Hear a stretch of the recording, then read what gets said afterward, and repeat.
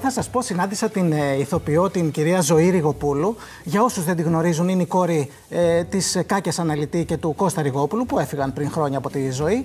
Και μου μίλησε βασικά για τους γονείς της. Πώς βίωσε από μικρό κορίτσι να ζει μέσα σε ένα σπίτι δύο πολύ επιτυχημένων ηθοποιών. Αυτό που θυμάται είναι ότι μπαινόβγαιναν πολύ διάσημοι φίλοι των γονιών της. Δηλαδή, τι να έβλεπε τη Βουγιουκλάκη, τι να έβλεπε το θηρορό της πολυκατοικίας, δεν της έκανε εντύπωση, γιατί τα είχε ζήσει από μικρή αυτά. Μου μιλάει ότι έμπαινε η Ρένα Βλαχοπούλου στο σπίτι και παίζανε χαρτιά με την Κάκια. Η Αλίκη Βουγιουκλάκη που της είχε πολύ μεγάλη αδυναμία, που την έπαιρνε ο Ξαρχάκος, ο ηθοποιός, και πηγαίνανε βόλτες. Τα θυμάται όλα αυτά.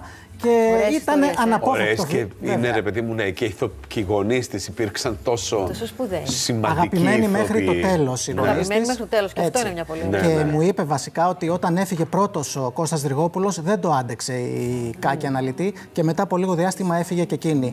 Είχαν πάρει και το θέατρο που είχαν, τους το είχε πάρει τέλος πάντων. Έφυγε από τα χέρια τους και είχε αυτή τη στεναχώρια διπλή, τέλος πάντων. Ήταν αναπόφευκτο φυσικά να ακολουθήσει τα υποκριτικά βήματα η Ζωή Ριγοπούλου. Να πούμε ότι αυτό το διάστημα πρωταγωνιστεί στην παράσταση The Doctor στο αμφιθέατρο του Σπύρου Ευαγγελάτου για δεύτερη χρονιά. Καλύτερες παραστάσεις. Βραβευμένη παράσταση. Στη θεατρική Αθήνα.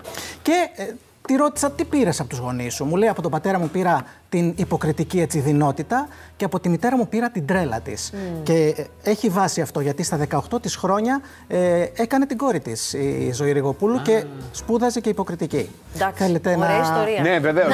Πολύ ωραία πράγματα. Αυτό είναι γιορτές, οι ιστορίες. Ιστορίες και το πόσο ωραίες, ρε παιδί μου, και πόση χαρά θα την ακούσουμε. Είναι πολύ ευχαριστός άνθρωπος.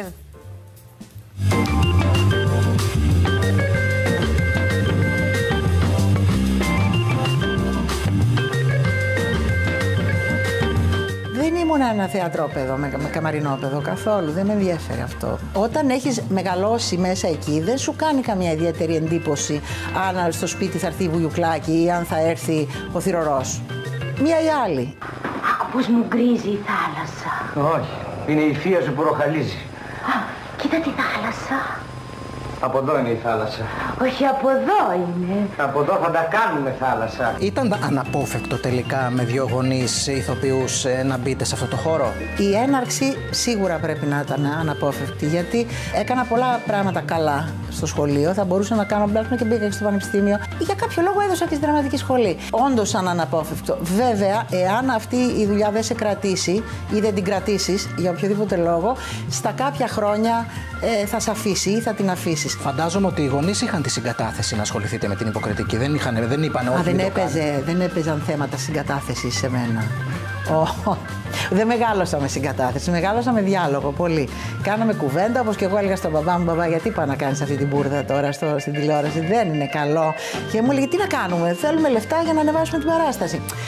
Ο ένας έλεγε στον άλλον τη γνώμη του. Μέχρι εκεί. Να συνέλθει, σε παρακαλώ. Να συνέλθω, Τόσο καιρό που ήμουν ένα πρόβατο, σε βόλευα μια χαρά. Κύριε Γιώργο, βάλ' το καλά στο νου σου. Τώρα έχω συνέλθει, τώρα. Κι αν εσύ δεις διαζύγιο από μένα, να μου γράψεις. Ήρθανε τελικά εύκολα στη ζωή σας αυτά που κάνατε? Δεν ήρθε εύκολα, όχι, απολύτως τίποτα. Πρώτα απ' όλα, επειδή είναι και το κεφάλι μου κεφαλονητικό λόγω μάνας, δεν ήθελα ποτέ να πει ο μπαμπάς μου πάρτινε σε αυτή τη δουλειά. Ούτε στην τηλεόραση, δεν παίξαμε μαζί πουθενά. Λέγανε άλλοι, καλά, γιατί δεν σε παίρνει ο μπαμπάς σου. Με μένα θα με πάρει ο μπαμπάς μου, για ένα κούτελο ζούμε. Αυτό είχε και εκείνος.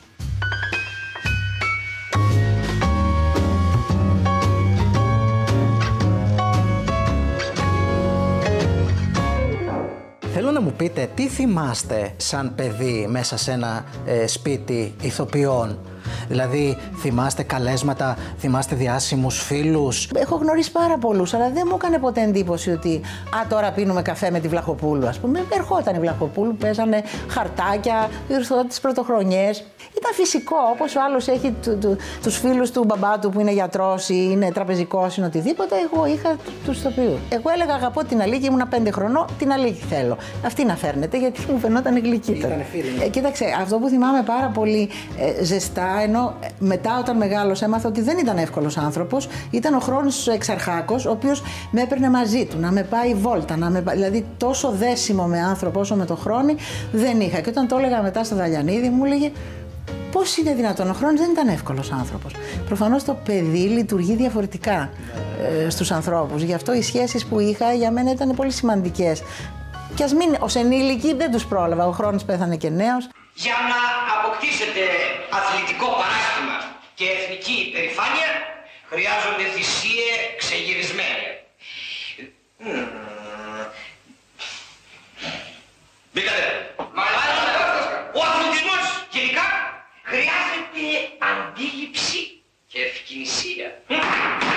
Διότι έτσι και σε προλάβει ο άλλος, παίρνει διαβατήριο για το τρίτο νεκροταφείο. Ξαναμπήκατε. Μάλιστα! Έτσι όπως σας κοιτάζω τώρα μου θυμίζετε πάρα πολύ τον πατέρα σας. Ναι, και εμένα μου τον θυμίζω. Σας το λένε, Και σαν ηθοποιός έχω πάρει πολλά από τον πατέρα μου, πολύ περισσότερα από ό,τι έχω πάρει από τη μαμά μου. Τι έχετε πάρει από τον Κώστα Ριγόπουλο? Έχω πάρει θεατρικά, ερμηνευτικά, την αμεσότητα και το διαχυτικό, δεν στείνομαι, δεν φτιάχνω το λόγο. Ήταν πολύ κοινωνικός, του άρεσε πολύ να κάνει παρέα και κυρίως να κάνει παρέα στην αγορά, στη λαϊκή. Έκανε παρέα με όλο τον κόσμο, αλλά όχι, δεν ήταν ένας εξωστρεφής άνθρωπος. Δεν είχε κόλλητους φίλους, είχε μόνο τον μπαμπά του Χρήστου του Χομενίδη που ήταν παιδικός του φίλος, ο Αλέξανδρος, και μετά από τότε που πέθανε εκείνος, κανείς. Κορίτσι του μπαμπά τελικά? Κορίτσι του μπαμπά μέχρι την εφηβεία, κορίτσι της μαμάς από την εφηβεία και μετά. Μάλιστα, ναι, είναι μοιρασμένο. Καλώς το πουλάκι μου. Κι ό,τι σε μελετούσαμε. Μπα, με θυμόσαστε? Αν σε θυμάμαι, λέει.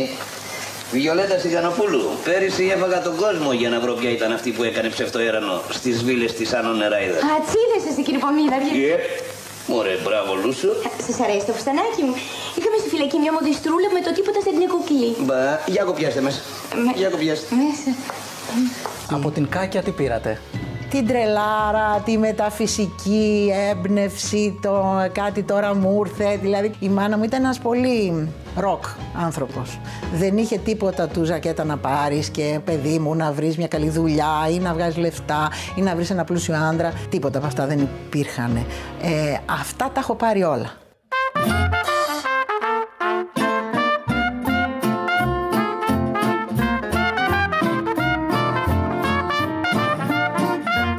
Μου λέτε ροκ, ότι ήταν η Κάκια Ναι, αναλυτή. πολύ. Μα και εσείς ήσασταν ροκ όταν 18 χρονών Έλαντε. σπουδάζατε, είχατε το κορίτσι σας, την κόρη σας. Ναι, γέννησα 18 χρονών, πήγαμε την κοιλιά εκεί στο Πανεπιστήμιο να γραφτώ. Στη σχολή ήμουνα, τελείωνα το πρώτο έτος, το δεύτερο και έκανα κάτι χαριτομενιές και πήγαινα και ερχόμουν και μου λέει ο Κασέλης, εδώ θα γεννήσεις, εδώ μέσα, δεν υπάρχει θέμα. Και έτσι μου βάφτισε και το παιδί, γιατί έλεγε αυτό είναι το παιδί της σχολής. Δεν είναι δικό σου. Δεν το θεωρούσε ότι είναι ένα ξένο σώμα. Είχατε άγνοια κινδύνου λόγω της ηλικίας, έτσι? Πλήρη άγνοια. Ναι, δεν φοβόσασταν δηλαδή καθόλου? Δεν φοβόμουν τίποτα. Όταν γεννήθηκε το παιδί, μετά το έβαλα σε ένα μάρσιπο και ήθελα να πάω στη διαδήλωση. Μου έλεγε ο μπαμπάς μου, είσαι τρελή αγάπη μου, πού το πας το παιδί στη διαδήλωση? Γιατί να μάθει. Δηλαδή πλήρης άγνοια κινδύνου. Και φαντάζομαι ότι και με την κόρη σας είστε και πολύ κοντά. Είναι γιατί ηλικιακά. Ακριβώς. Είναι πολύ κοντά, οπότε σχεδόν μεγαλώνεις παράλληλα. Και πώς είναι αυτή η σχέση με την κόρη? Θεότρελη. Θεότρελη. Από τη μία υπάρχει η μάνα, γιατί πάντα η μάνα είναι μάνα, και από την άλλη υπάρχει και το έλα ζωή τώρα που λες χαζομάρες, γιατί υπάρχει και η στενότητα της διαφοράς ηλικίας. Ναι. Έχει τα καλά του και τα αρνητικά του το να κάνεις τόσο μικρό ένα παιδί. Θυμάσαι που πήραμε τις βέρες στην Ομόνια και τις περάσαμε στο δρόμο? Έτσι αραβωνιαστήκαμε. Να τα βρούμε. Πήραμε 2 βέρες και τις περάσαμε στο δρόμο. Περάσαμε πολύ ωραία. Πάλι και εγώ θα πω δόξα τω Θεώ. Εσύ πιστεύεις όμως, και εγώ πιστεύω. Εγώ πιστεύω πάρα πολύ. Περάσαμε μια πολύ ωραία ζωή με το θέατρο, πάντα το θέατρο, το τρίτο, τέταρτο η κόρη μας, πέμπτο η Κατερίνα, αλλά το θέατρο, εσύ, εγώ και το θέατρο. Μου κάνει εντύπωση όταν έφυγε ο Κώστας Ριγόπουλος ότι μετά από κάποιο διάστημα έφυγε και η μητέρα πολύ σας. κοντά. Και εκείνη προς τα εκεί έκλεινε, ότι εγώ τελείωσα το θέατρο, είχε έρθει το χαρτί της έξωσης από το ακίνητο, γιατί δεν ήταν δικό τους, ήταν ιδιοκτησία άλλη. Είχε πεθάνει και ο μπαμπάς, οπότε έλεγε εντάξει, εγώ δεν θέλω κάτι άλλο. Και της έλεγα, είμαστε κι εμείς εδώ, εσύ είσαι μια χαρά, δεν έχεις ανάγκη, εγώ να τελειώνω. Όταν κάποιος είναι πολύ μεγάλος, έχεις μπει στη διαδικασία του αποχαιρετισμού. Σωστά. Ενώ όταν είναι νέος, λες κάτσε, δεν έχουμε πει, δεν κάναμε αυτό. Δηλαδή η μαμά μου πέθανε, το τσιγάρο έκαιγε στο τασάκι. Ο μπαμπάς μου πέθανε όταν ετοιμαζόταν να κάνει την ταινία με τον Αντώνη τον Καφετζόπουλο και Πότε γίνανε όλα αυτά? Δεν προλαβαίνεις να το διαχειριστείς αυτό.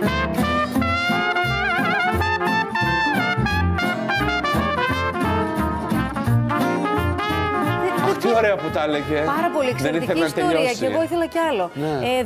Δεν είχα κάνει τη σύνδεση, αλλά τη βλέπεις ότι μοιάζει πάρα πολύ με τον Κώστα. Μοιάζει πολύ με τον παπά της. Και με τη μαμά της μοιάζει. Ναι, και με τη μαμά της μοιάζει με τον τρόπο. Λοιπόν, την ευχαριστούμε πάρα πολύ. Μοιράστηκε αυτές τις ιστορίες. Ευχαριστούμε πάρα πολύ μέσα από την καρδιά μας, γιατί είναι πολύ ωραίοι άνθρωποι να μοιράζονται τις ιστορίες τους, ειδικά όταν φοβάσαι ότι και πάμε να τις πει η Ζωή Ριγοπούλου, ποιος θα τις πει. Έλατε, που τις έχει και φρέσκες και από το σπίτι της μέσα.